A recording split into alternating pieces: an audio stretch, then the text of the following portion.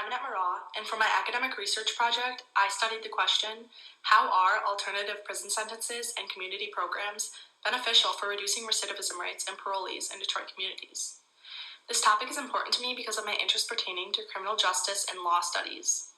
Additionally, I wanted my project to surround something that I felt could realistically help my surrounding communities and the whole city of Detroit. Throughout my past year and a half of research, I studied different methods that have previously been implemented in correctional facilities across the United States, and even in Europe. While focusing on this question, I felt it was important that whilst I covered a wide array of different methods used in reducing recidivism, I must come to a point in deciding, based off my own personal research, which method would be best in reducing recidivism specifically to the city of Detroit and its metro area.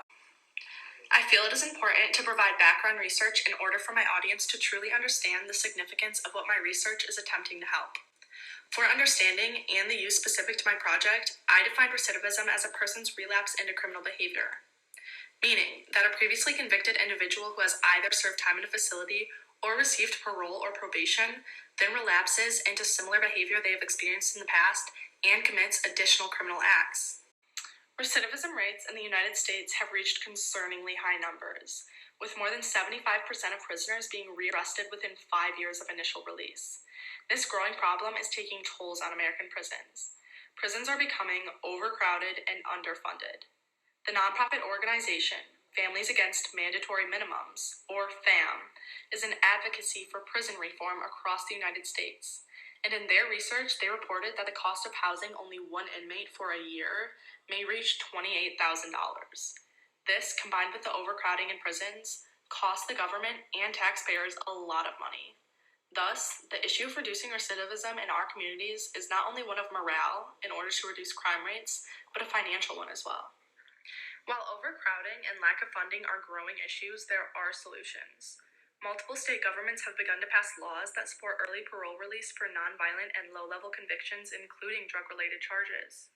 Although controversial, releasing convicts with low-level records on probation or parole is beneficial to their overall growth as a contributor in their communities, and the overall reduction of the rate of recidivism because parole and probation programs teach these individuals how to lead and prepare them for their lives outside of prison. These programs are the solution. Throughout my research and coming across a variety of opinions and research articles, I have categorized different methods and programs for reducing recidivism. The first of which are prison education programs.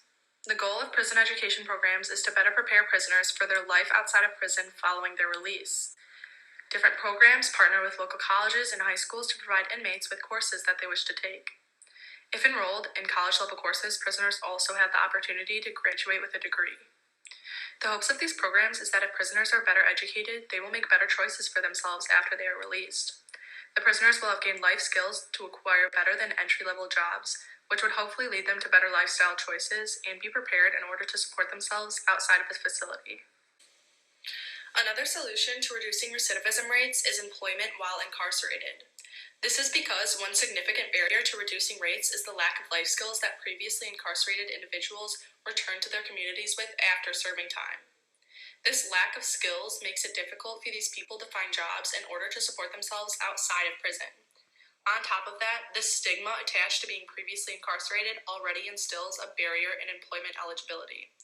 To combat this, some prisons have installed programs that provide individuals with job training and internships, so they may have opportunities to seek those jobs again after release. This includes many manual labor jobs, such as working in construction, or internships in the engineering field. Moving on, another solution to reducing recidivism rates doesn't come after release, but while serving time. This solution is implemented with group and individual therapy specified by an inmate's conviction. One example is demonstrated in the Arizona Department of Corrections, which provides numerous programs to inmates focused on counseling, education, substance abuse treatment, on top of job training and opportunities. When speaking firsthand to individuals enrolled in these programs, inmates told interviewers that the emphasis put on emotional therapy and the huge support system provided to them actively improved their way of thinking and desire for a better life after prison. One group of prisoners there, serving time for sexual abuse charges, relayed that having the opportunity to talk through their thoughts and criminal desires with trained professionals is the help that they never knew they needed and were never given previously. The final solution to reducing recidivism rates can be categorized as alternative or progressive sentencing, or early probation release and parole with the use of community organizations. This solution for lessening the prison population, supported by former Michigan Governor Jennifer Granholm, is the increased approval rate for parolees. Whilst Michigan went through a major prison reform in the early 2010s, the former governor supported the idea that approving more individuals for parole that were facing time for low-level offenses such as drug-related charges and nonviolent crimes would help those individuals build their life outside of prison versus locking them inside. However, releasing low-level offenders on parole would not be effective in reducing recidivism without putting strict guidelines on how they need to live their life in their community. Taking advantage of community-based organizations and companies which aim to give resources to parolees who are struggling to positively assimilate back into normal life brings the benefit of outsourcing small businesses and putting the focus of rehabilitation on the community and not just the prisons.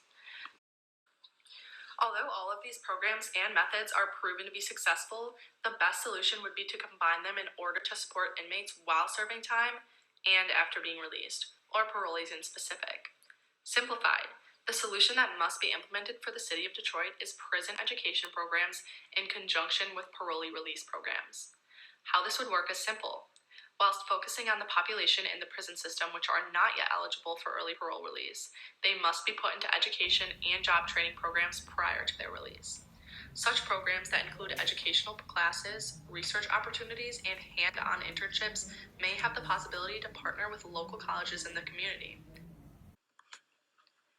Further, the population of convicts who are eligible for parole and thus released need to be guided to the proper community resource centers recommended by their parole officer. Such community resource centers include job outsource centers for the previously convicted, substance abuse help centers, mental health courts, and more. In addition, based off the research previously mentioned in the study done at the Arizona Department of Corrections about the importance of group and individual therapy, released parolees must be set up with a specialized psychiatrist on top of an additional therapist in order to properly assess their emotional needs and mental health issues. This combined action of education before release and support after release uses the research done by professionals in the past to properly combat the high rate of recidivism in the city of Detroit and its outer communities. Thank you for listening.